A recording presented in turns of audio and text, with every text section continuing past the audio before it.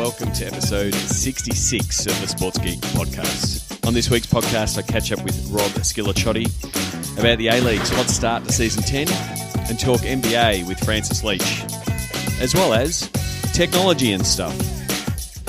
Welcome to the Sports Geek podcast, the podcast built for sports digital and sports business professionals. And now, here's your host, who uses hashtags and thank you cards, Sean Callanan. Thanks, DJ Joel. And I have got a stack of thank you cards to send out, and I'll tell you exactly why in just a moment. My name is Sean Callanan from sportsgeekhq.com. Thank you very much for listening to the Sports Geek podcast. If you're a first-time listener, thank you very much. If you're a long-time listener, I've got a big thank you for you. I just checked the stats as I was prepping for this podcast, and we've passed 50,000 downloads. So that's a lot of hashtags to write in thank you cards. But I will send out a few thank yous on Twitter. Big thank you, first of all, to all the people who have appeared as guests on the Sports Geek podcast. You can catch them at sportsgeekhq.com/SGP guests. Again, very humbled by the response of the podcast and the fact that it has skyrocketed really in the last 15 episodes or so. So October was our record month for downloads. So please send me a tweet. Let me know that you're listening. At Sean Callanan is my handle, SeanCallanan. Don't make me sing the Callanan theme song. And I'll add you to the SGP Army list on Twitter. Every time someone tweets that you're listening, I'll add you to that list, and want to really connect to the people who are both on the podcast and listening to the podcast. So, and if you're a new listener, don't forget, hit subscribe on that iTunes library. That's where a lot of the listeners are coming from and finding us. And I really do appreciate people spreading the word about the podcast. And there's a couple of podcasts that I'm listening to at the minute that are absolute crackers. I don't have to convince you guys how great podcasts are. You're already listening to this one. But if you aren't listening to the Startup podcast, you can go to hearstartup.com. It's a podcast documentary style where Alex Bloomberg, formerly of American Life, is podcasting his experience in starting up his startup. It's 6 episodes in. If you love good podcasts and if you love the startup scene and how that all works, it's really worth a listen. Listen to that first episode where he pitches his idea for his startup to Chris Sacca, one of the early investors in Twitter. It's horrific listening, hearing him fall over himself trying to do it. But you can then follow the path that they're doing. They're 6 episodes in. I won't put any spoilers in there, but tell me if you're listening to that as well. I'd love to have people to chat about it each time an episode comes out. And another one from the guys at American Life that I'm really loving at the minute is the Serial podcast. Cereal as in a TV cereal, not as in cereal you eat with milk in the morning, Serial. I'm not going to give you any hints on what it is. Listen to the first one, really gripping radio, effectively. It's what radio used to be back in the day, and it's about 6 or so, 7 episodes in. Really worth listening to. And again, tell me what other podcasts you're listening to. I listen to a bunch of different podcasts to sort of stay in touch with what's happening in the sports digital space, what's happening in marketing, and follow it from a different sports point of view. So always looking for a new podcast. As I say to people, widen your ears. Tell people what podcast you're listening to, and if you can include the Sports Geek podcast, I'd be very, very grateful. On today's podcast, I catch up with good friend of mine, Rob Squillacioti from the FFA, the Football Federation of Australia, and the A-League, about the absolute cracking start they've had to the season. 3 weeks in, or week 4 as I'm recording this, is happening now. Rob was on the show 60 episodes ago, way back in episode 6, when we were talking about preparing for the World Cup with Australia's national football team, the Socceroos. So it's good to catch up and check in with him on what has been an amazing start for the A-League, and a lot of buzz around the A-League, especially on fan experience and how crowds are up, but also just the whole total experience and how much passion the A-League fans are. So we have a good discussion on that. And then later on the show, I catch up with Francis Leach on ABC Grandstand to talk NBA with the season kicking off. Talk about Michael Jordan jumping on social media. And then we discuss a new hero in my life. And his name is Rick Wild. Rick with 2 Ks, mind you. If you don't know who Rick is, stay tuned. When I talk to Francis, all will be revealed. So that's about it. Oh, one last call to action, if you will. The NFL Lookbook's on its last run as far as being able to get it for free. It's a 32-page PDF with every single NFL team's website, so you can quickly go and see what kind of calls to action they've got, what focus they have. You can download that at sportsgeekhq.com/lookbook. It's free to anyone who listens to the Sports Geek podcast or is a Sports Geek News subscriber. There will be a new lookbook coming out this Tuesday with the new league. So hopefully you're looking forward to that. If you subscribe once, you'll get all of them for free. If you don't, you can pay for them, but who wants to pay when you can get it for free? Coming up now, here's my chat with Rob Squillacioti from the Hyundai A-League and FFA, talking all things football. Very happy to welcome back to the Sports Geek podcast. Previous guest, Rob Squillacioti from FFA, Football Federation Australia, and the A-League, the major football league here in Australia. Rob, welcome back to the podcast. Good to be back, Sean. Well, 3 weeks in to the A-League season, what are you feeling so far? Oh, look, I think it's been a fantastic start to the season. We've seen some monumental moments in the A-League, 2 being the Sydney Derby and the Melbourne Derby, where we've seen sold-out stadiums, fantastic broadcast ratings, and you know, for us, digital engagement is through the roof. So, look, we're very happy. We've got some work to do to continue the momentum, but at the moment, we're very positive. Oh, well, I will correct you. They weren't monumental moments, Rob. They were beautiful because you did spend a whole lot of time in the off-season working on the What is Beautiful campaign and sort of capturing that essence of, you know, this is season 10 of A-League, so there has been a lot of big moments in the A-League so far. What kind of feedback have you had, one, from that campaign, but then also just from the fans sort of reminiscing the 10 years so far? Yeah, I think having the 10-year, celebrating the 10 years of the Hyundai A-League is really important to us. It gives us, you know, we sat down probably 6 months ago now and tried to work out where that sits, where that sat as part of our campaign, as part of our messages for the current season. And we decided that it was really important for us to let our fans celebrate the history of the league.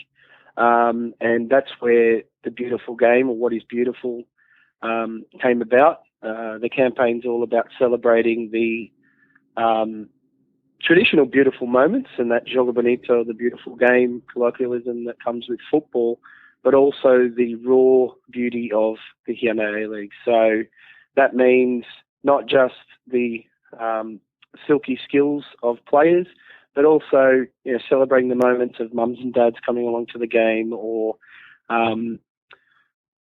having particular coaches celebrating their moments along the way, particular moments of controversy throughout the last 10 years. It just gives everyone, I think, players, coaches, administrators like myself, and fans, the opportunity to give their say on what the Hyundai A-League means to them. And I guess, you know, from the first 3 weeks, I've been getting a lot of comments from people I'm talking to sort of outside the football world and either working in other sports or just regular people on the street on how much they've felt that A-League has really stepped up another level this year. I think, you know, kudos to yourself and the team, and Damien and the team at the A-League on getting the scheduling right and really hitting the public with the best product in the first 3 weeks. I mean, the attendance numbers have been through the roof. How important is that scheduling and getting that right in the first 3 weeks been? Very important. We do obviously take good care in the scheduling of the league. We are very conscious that we tend to own the first 6 weeks of the league, so October into November. We've got some fantastic numbers at the moment. Attendance is up 30-odd% compared to our targets. We're looking at broadcast ratings up 25% at the moment, and we've cracked our all-time membership record of 100,000 members across the league. So, look, we're pretty comfortable with where we're at. We're very conscious that there's a long way to go and there's a lot of work to do. But at the moment, with the first 3 weeks of fixtures and the next 3 weeks of fixtures, we're very happy with where we're at and how the season has started. I think one thing to add to that is the success of the Western Sydney Wanderers in the Asian Champions League. Last week, I think one way of describing that victory was full of grit and lots of hard work to beat Al Hilal 1-0. And that's given us another platform to leverage from to say to fans of sport in the country that this is a big moment. To give you an indication of what that's like, from the top of my head, that game will be watched by something like 90 million people when the Wanderers try and take that crown on the weekend. Yeah, I mean, I'm glad you brought up the Wanderers. I was gonna refer to Paul Lederer, one of the owners of the Wanderers, and him talking about the success of the Wanderers so far, and how much kudos they've been getting in the short time they've been around. But they're very wary of being overconfident. It's not just because they've got it now; it's going to keep going. And they're sort of, to quote him, it's a brick by brick process. It's getting close. We have to keep working hard. We have to keep making better, not sitting back, resting on our laurels. And I think that's, and I keep hearing that across the A-League. Like it's a continuing growth thing. You've got to keep building on it, because as soon as you sort of say, yes, we've succeeded, then that's when complacency sets in and things fall away. So, he was also commenting the same around the Asian Champions League, to beat, I'm going to get the name right, Guangzhou. Is that how you say it? Guangzhou. Yeah. It wasn't close. You're being kind, Rob. But they've got 400 million in capital and world-class facilities and players. And, to beat them to get into the final is a remarkable achievement from the resource point of view. So, just the fact that it's not about, full stadiums and terrific supporters and growing memberships. It's something you've got to continue to build on. And I wanted to sort of talk about the attendance. Like I went to the Victory City game at Etihad last week, which was sold out. 43,000 there. David Villa playing in a derby, and an absolute cracking game to have 7 goals, to be 2-2 at the half. And then the victory to pull away. It had everything that an A-League game has, and I think there was obviously a lot of football fans there that know that that's what they get. But I think there was more fans that were just going for the first time, enjoying the game and realizing like the whole experience that game can offer.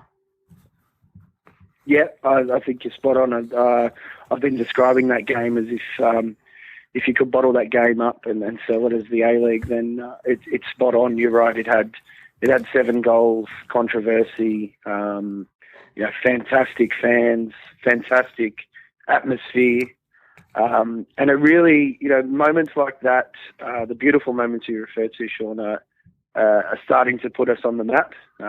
We are conscious that it's the beginning. It's a beginning of a long journey. David Gallup announced not long ago that we are currently in the process of pulling together a whole of football plan. And that's a plan that looks towards the next 20 years for football across every single aspect of the game, not just the Hyundai A-League. So, look, we're like I said before, we're very conscious that it is very positive at the moment. It's fantastic. We should celebrate it. But at the same time, we shouldn't sit on our hands. Yeah, I mean, one thing that would have caught the attention of everyone at FFA, but to get one of the respected AFL football riders, which is the main code in Melbourne town, to go and ride in the Age, what the AFL could learn from A-League after attending that Melbourne Derby game. And if you listen to it, he said, I've been to 1,500 AFL games in my life and only a handful of A-League fixtures. It was a remarkable, Saturday night was remarkable. The atmosphere was a different feel. And I think that's something it's a unique to football, because you can read those same stories. If you look over in the US and you hear the success of the Portland Timbers and the Seattle Sounders and Sporting KC, and the experience for the fans, and it's not scoreboards and it's not blaring music. It's actually the way that the fans consume the sport. It's very much a football thing as much as anything else, because I've been lucky enough to go to games in Real Madrid and Barcelona. That's how football is consumed, and it's the real true football fans that are helping make that experience. And that's something that is both unique to A-League in Australia, but it's a football thing that I'm sure you guys terribly grateful that you've got these fans so passionate about the code. Yeah, you're right. I'm a big believer that that's something we should never try and take credit for. It is unique to football, and it's one of our strengths. But a lot of the credit, pretty much all of the credit, goes to the active supporter groups. Sorry about that. Sometimes you do get technical glitches. We're back. Rob, you were talking about the importance of the active supporters to A-League. Yeah, I think, Sean, you were talking about the unique atmosphere and how that's part of one of our strengths. And, I personally want to thank all of the active supporters, the leaders of those groups across the Hyundai A-League for really stepping it up, taking it to another level. Like I said before, the Melbourne Derby and Sydney Derby are great examples of that. But we shouldn't forget, groups like the Den in Brisbane, taking us back to the grand final from last year. It was just a phenomenal card display, a phenomenal atmosphere that they really brought to the stadium. So we spend a lot of time talking about how we should foster them, and I just want to personally thank them for bringing that to life and making that one of our strengths across the league. Yeah, and it is so, as someone that I guess I was in an active support group in the NBL back in the day. Like, it is something you can't, if it's just a group of guys or girls or fans that want to get together and start something, it's terribly hard to manufacture. And that's what A-League's got with the active support. If you look at the SCG cricket test, when all those guys turn up wearing Richie uniforms, you can't manufacture that. It's just they're starting to do it. But when it does happen, it is a bit of that sports biz fairy dust that sort of just adds to the total fan experience. And I think that was the main piece of Rowan Connolly's article in the Age, of just that the total atmosphere of the game, from the crowd to what was happening on the pitch, just made for a better experience for the fan. Yeah. The interaction between the fans and the players is pivotal. Yeah. And that's something that we've seen across the first three rounds of the Hyundai A-League. I think it's if you think about, and I spend a lot of time talking about the psyche of a fan, and that is very different across different subsets of fans. But at the end of the day, everyone wants either a 15 seconds of fame style moment, or they want to be part of the action. They want to be closer, and they want to feel like they're on the pitch or they've scored the goal. So that player interaction is part of how we speak with our clubs, and it really comes down to club culture. So when you're thinking about Western Sydney, when that club first came about, that was really important. It sounds really something that's really small, but having the players go over to the crowd, acknowledge them at the end of the game, and interact with them was something that was extremely important to us. So we hold it close to our heart. It's part of our what our brand represents, and I think the successes of that are starting to be seen, and it is great to see that people outside of football are really starting to notice that. And another reason, obviously, you're getting back page of the paper and things like that, and growing traditional media. One big change in the media mix that you've had this year has been, it seems like a minor change when you're looking at it in the TV guide, but moving that Friday night game from SBS to SBS One and having that Friday night footy time slot with the guys at SBS. How big of impact do you think have you seen from that, just from a numbers point of view, but then also from that chatter and from people talking about it? Yeah, look, the change from SBS 2 to SBS 1 was something that we really wanted. We've seen the successes of that in our ratings figures being bigger than ever. The first Friday night was the most watched regular season match in the history of the Hiano League. So that's from a numbers perspective. Just from a general reach perspective, it is really important for the product, for the Hiano League, to be on free-to-air. And we consider SBS 1 as a free-to-air channel.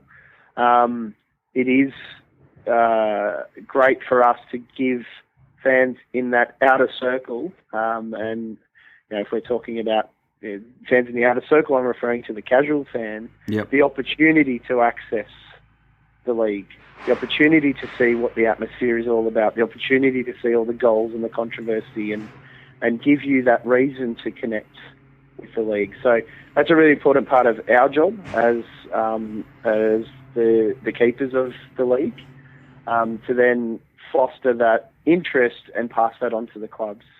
So we have failed to mention that as part of our What is Beautiful campaign, we've been talking about how we need to market through the clubs, not directly to the fans. So we have a role to play in running a national brand campaign. However, we spent a lot of time with the clubs, and Sean, you were part of this, talking to the clubs about how it is really important for us to have a consistent message across the league.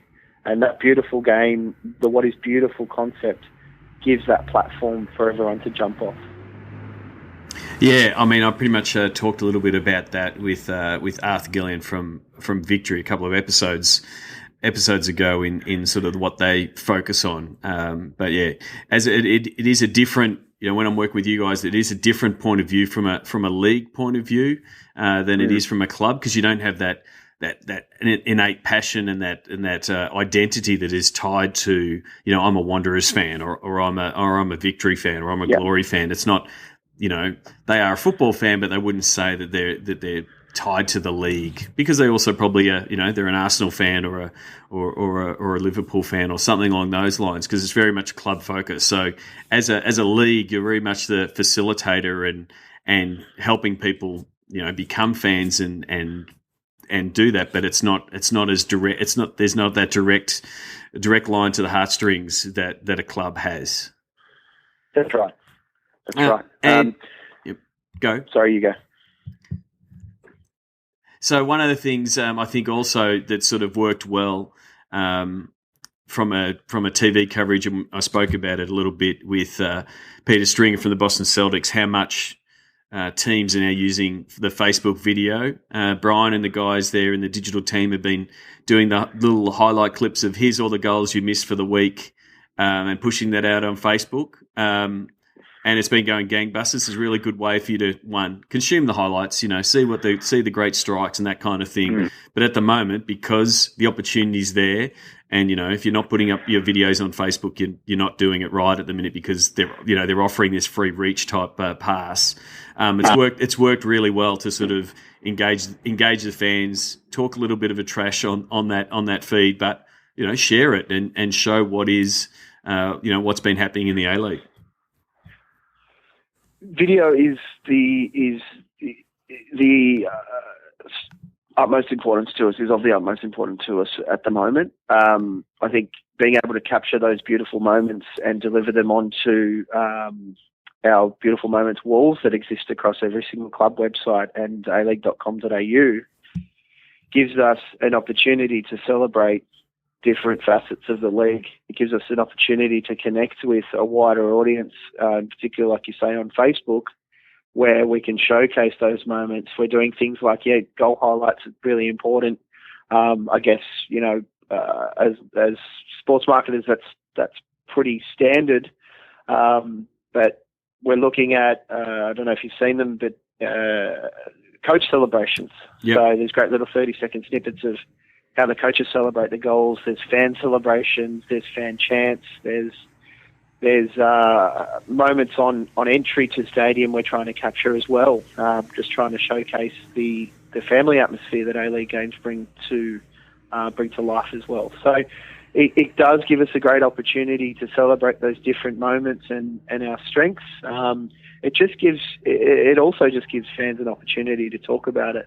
And I think it's a great play for us to focus on our core A-League fan, and it's a great way for the clubs to do the same.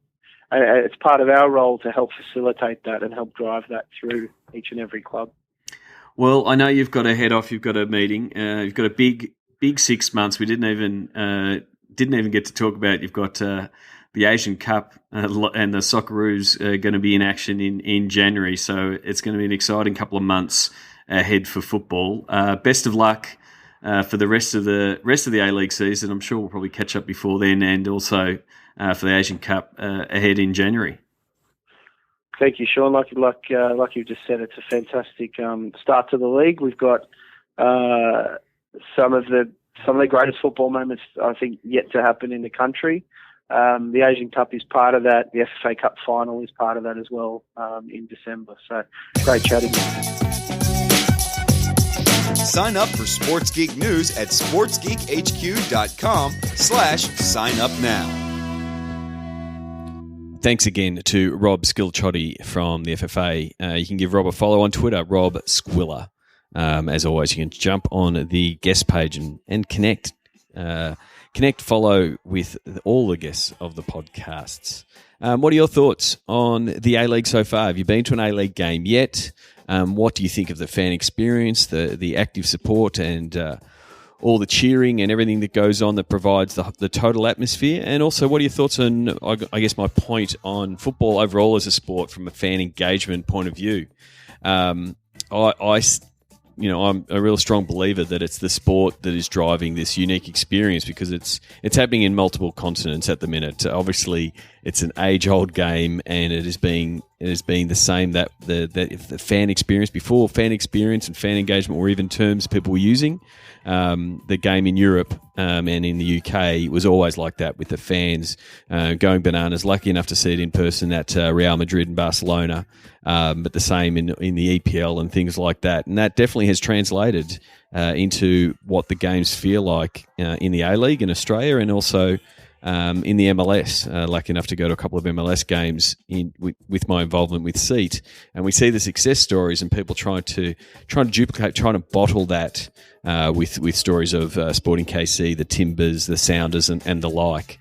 Is it a football only thing? Can it be duplicated? Can it be replicated in other sports? I'd love to hear your suggestions. As I said, send me a tweet at Sean Callanan, or hit me up on my Facebook page, facebook.com/Sean Callanan Speaks. It's my personal Facebook page where I'm trying to share a little bit more of things that I'm doing in and around, and having a bit more conversation on that page. Been taking some suggestions for the Sports Geek podcast intros.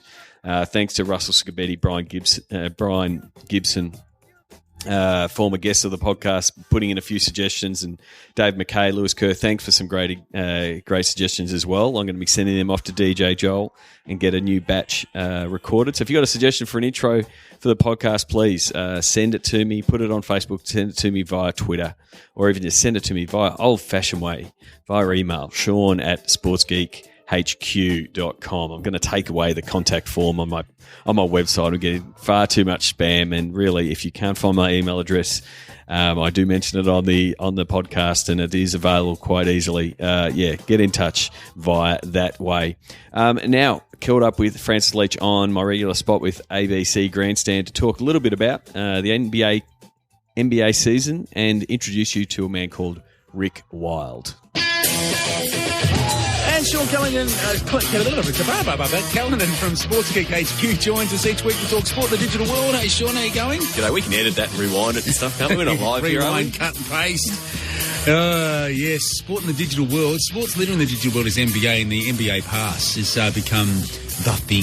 Yeah, I caught some good friend of mine at work yesterday trying to pretend he was working, and I looked at his computer, and as he clicked on the boss key, to swap the screen over. Up, and there he was. See, it's okay. Dan Hurst trying to work for ABC Haywire, not at all. NBA Pass. See, you and I, we can call it research. we can put on it. It's all about research. It's all about the Golden State Warriors for him. Yeah. So I was watching the games on League Pass. NBA season kicked off. I had my iPad sitting there on the desk, just as I said, research. I've got to see what the digital channels. NBA League Pass in Australia is one of the highest. Massive, isn't it? It's one of the highest subscribers. What are we paying? It's around if you go for the full package, it's around $300. And what does that give you? You can watch every NBA game, all the playoffs. If you go to the premium package, you also get their live NBA TV channel, so you can just tune into that. If you don't know what to watch, you can just tune into that, some of their original programming. And also it's good because it has a couple of back catalogue games, so you might get an old Jordan game or a Magic Johnson, Larry Bird game if you want to dial back the years. So yeah, it's a really good offering in the fact that you can flip between the home team call and the away team call. And listening to those regional broadcasters are quite funny because they're they're really behind the home team. So if you don't get that unbiased call, they're pretty much barracking as they're commentating. But it's pretty much going to be the only way if you wanted to follow some of the Australians in the NBA. With Dante Exum, rookie for the Utah Jazz, and his new teammate Joe Ingles was picked up just before the start of the season. So if you want to follow how they're going, they're not going to be on ESPN. Well, really? Most likely ESPN will probably carry a couple of games because Dante's there, but they're not going to be a great team, so they're not going to be on national coverage and stuff like that. But with League Pass, you can watch every single game. So that's the option. And then the other thing is so many different ways now to follow the NBA and get different angles to follow the NBA. And obviously, Twitter is a great way of doing that. And I thought I'd share some of the weird and wonderful follows that you should be looking for this season. One at the top of my list is from the draft rookie class. He was picked number 2, Joel Embiid. He's picked by the 76ers. He's out for the whole season, injured. But he's already brought an NBA All-Star type Twitter game. So he's been on Twitter in the off season before he's even played a game. He's making approaches to Kim Kardashian and Rihanna via Twitter. So he's sort of that Twitter train wreck. You just want to watch because he's going to do something and continue. And he's got a lot of bravado. He keeps giving people updates that Rihanna hasn't tweeted him back yet. So he's bold.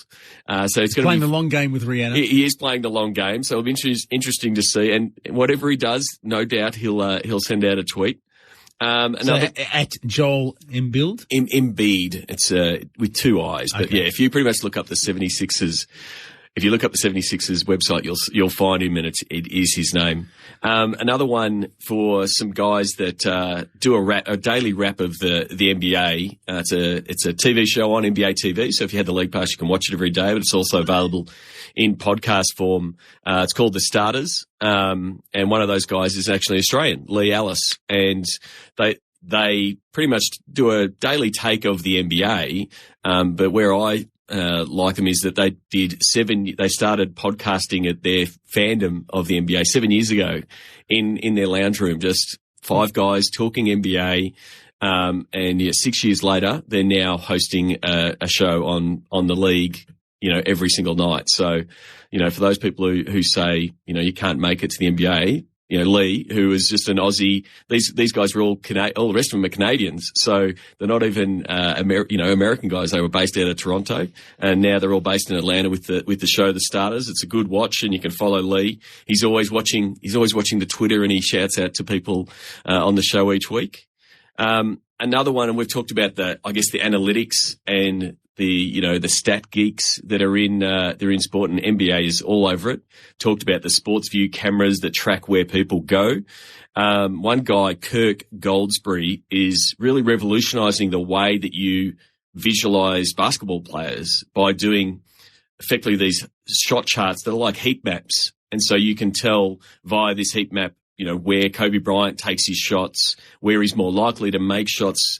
And just by seeing it on the floor, you can see, he likes the left elbow more than the right. You can find out where Stephen Curry's, more likely to hit a 3-pointer and stuff like that. So drilling right down. Yeah. So, you see it is pretty some traffic light type of thing, green and red, and showing exactly where it is, and comparing the different, players of different eras. So he's really slicing and dicing every single, I guess, part of the stats. And that's the thing, it's getting more and more. A lot of the coaches are using it, but it's also coming to the fans and, really interesting from a fan's point of view. So Kirk Goldsberry? Kirk Goldsberry. So he works at Grantland. So a lot of his work is at Grantland. Another one that's always, again, he's almost a journalist version of Joel Embiid, Bill Simmons, a massive NBA fan. He runs Grantland.com. He's been in interesting times at the moment in dispute with ESPN. He was stood down there for a little while. Yeah, he's the biggest brand. I read a really interesting article about whether Bill Simmons' brand is actually bigger than ESPN's now. Yeah, so he's a real, he's a big journalist, a big name, big podcaster. The BS Report's one of the most downloaded sports podcasts. And yeah, he's been employed by ESPN for about 8 years now, and started this whole site, Grantland, which is underneath the ESPN banner, which is pop culture and sports. And yeah, he got into trouble for pretty much calling out Roger Goodell, the NFL commissioner, over the whole Ray Rice tape scenario. And he called him a liar and said, "I don't believe it." And he swore on his podcast. They believed him out, but that's who he is. He's a passionate fan that's a journalist, and that's sort of why ESPN got him in. But calling out the NFL commissioner and calling him a liar did get him stood down for 3 weeks. But he does not hold back. If he doesn't like the what the officials are doing or what the league is doing, he'll say it. And yeah, it does appear to be a bit of a testy relationship. And there is rumours that he'll just pick up, take his toys and go. Take his own brand and do his own thing. And he sort of's got that, almost has that power to a certain degree. So always one to watch. And another one, if you want to look from behind the scenes, and again, another guy that's really big on the Moneyball and analytics is Daryl Morey. He's the GM of the Houston Rockets, one of the big guys on looking at the stats and how it do it. And he's pretty open on Twitter. He's happy to share a joke. And currently he's having a bit of a beef with Dallas Mavericks owner Mark Cuban, and they will take that to the Twitter sphere and have the backwards and forwards and the chipping backwards and forwards. So I'm looking forward to seeing when the Rockets play the Mavericks, because Mark Cuban didn't steal. He recruited Chandler Parsons with a quite crafty free agent offer and sort of took him away from Daryl Morey, and so that's where the backwards and forwards is coming. And I guess the other one that we are still waiting to come onto social media, but he did make an appearance this week to start the season, is his heiress, Michael Jordan. So he's not on social media, doesn't have any time for it, but he did take over the Charlotte Hornets social media accounts this week to sort of pump up the start of the season. Which is his team. It is his team. He's the part owner, or the majority owner there. He opened up with a comeback joke. His famous words when he came back from the Chicago Bulls on a fax. This just gives you the time frame where he sent out a fax to the press saying, "I'm back." It was just 2 words, and everyone knew that he was coming out of retirement. And that's how he opened up his takeover. I'm back. Lol. Just kidding. So he stepped up the game. He took a selfie, which is the thing you have to do these days. If only Shane Warne would do that with his shirt on. If you're unlucky enough to see Shane Warne's selfie during the week. Did he have the man boobs out? He took I'm trying to scrub the eyes. I don't want to give the listeners the visual, but he took a photo, in his bed. And Shane Warne obviously he does that a lot. He obviously has a mirror above his bed, which probably tells you a little bit about Shane as well. So yeah, we don't need to see that, Shane, too much. So Michael Jordan took a selfie with his clothes on and things like that, and he's also one of the best trash talkers of all time, Michael Jordan. And Keegan Bradley's a golfer, and he thought he'd have a little bit of a crack at Michael Jordan, saying, how about tell us your golf score, MJ? And MJ fired back with one of the lines he used when he was using playing day. He goes, "Sorry, Keegan, I don't see you wearing Air Keegans. I'm pretty sure you're wearing Air Jordans." You know, Bang! It's one. He's Smackdown. always one to put him in his place. But I have got a new hero this week. Yes. Major League Baseball. Congratulations to the Giants. I'm not going to pick someone from the Giants. I'm going to pick Rick Wilde. I mean, the name, everything, the full package. Rick Wilde from Chevrolet, built like Homer Simpson, speaks like Homer Simpson's. And he presented the major the MLB Finals MVP. And we've got a bit of a clip of him doing the presentation. America's most awkward. At Chevrolet, we have also been proud of the latest and greatest technology in our truck lineup, which is the all-new 2015 Chevy Colorado. It combines class-winning and leading, technology and stuff with Wi-Fi powered by OnStar. I proudly present to you very own set of keys to a brand new 2015 Chevy Colorado. Congratulations. Do you like stuff? Yeah. Said Ralph Wiggum to Lisa one day. Yeah. So I'm going to use that as my new tagline. I do technology and stuff. Oh, it's the best. You've got to YouTube it because it's the most awkward footage you will ever see. Yeah, and to have Bud Selig sitting there on camera, sort of pretty much saying to the camera, "Who is this guy?" He's almost doing the cutting the, cut the feed type of. Madison Bumgardner is just standing there going, trying to be polite. But credit to Chevy. It was obviously everyone was talking about it, and he was trending as Chevy guy. But they came out with some follow up content that says, yes, our trucks have technology and stuff. Oh well, good on him. Yeah. They've probably turned a negative into a huge win. Yeah, so but very funny. He looks the part. So you got to see the visuals work. And it's very tough. He's a lifelong Kansas City Royals fan. His team just lost Game 7, and then he has to go on national TV. Bloke. So, yeah, you do have to feel for Rick. So he's my hero of the week. Need help with your content?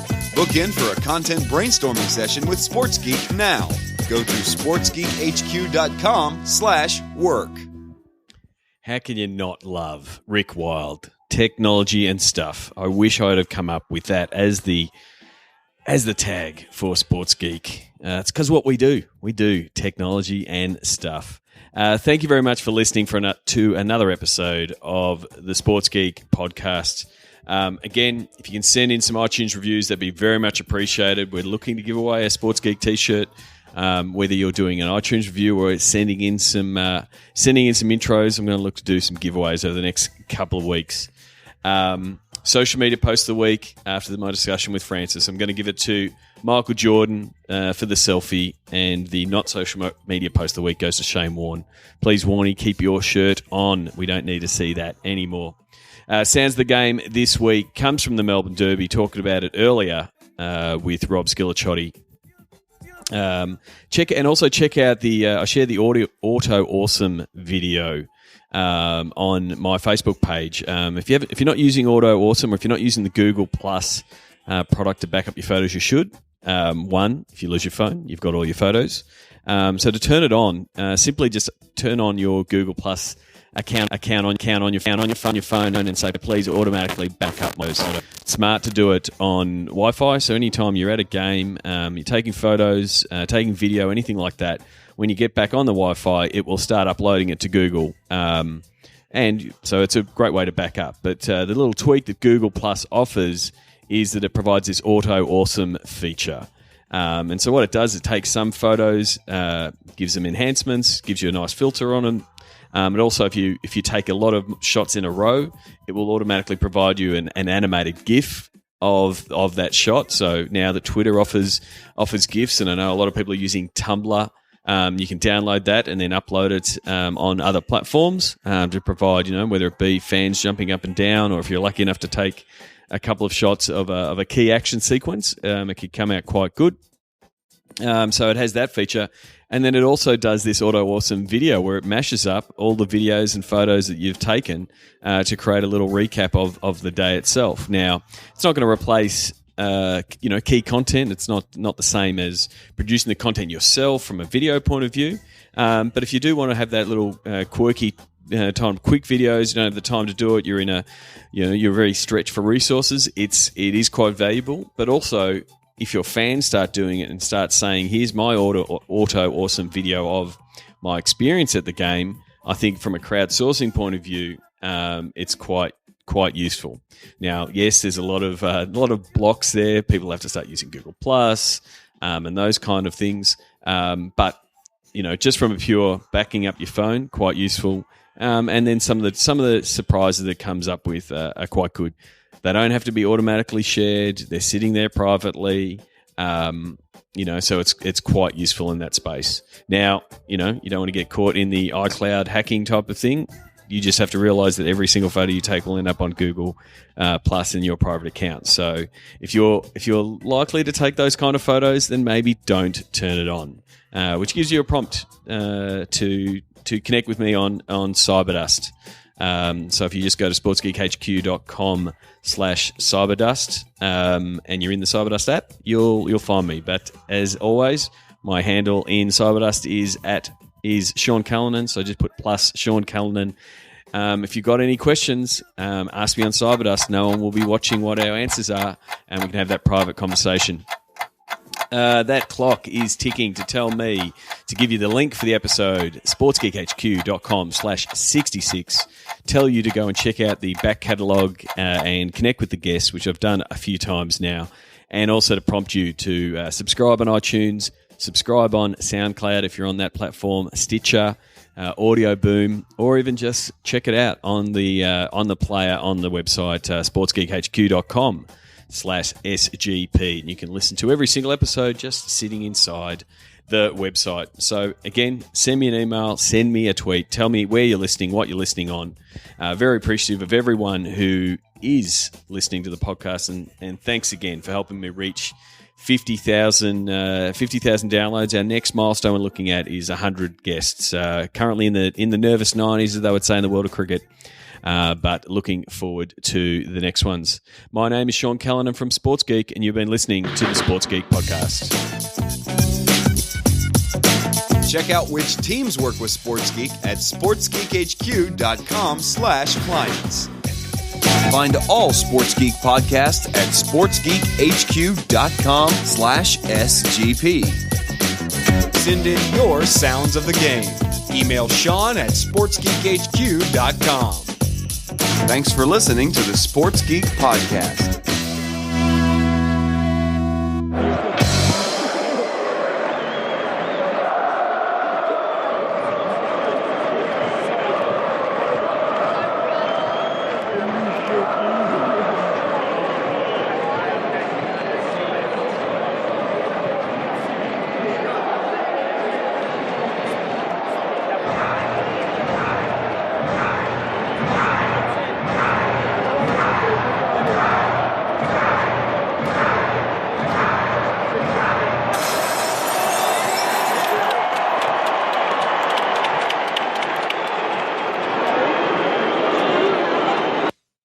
You're still here? It's over. Go home. Go.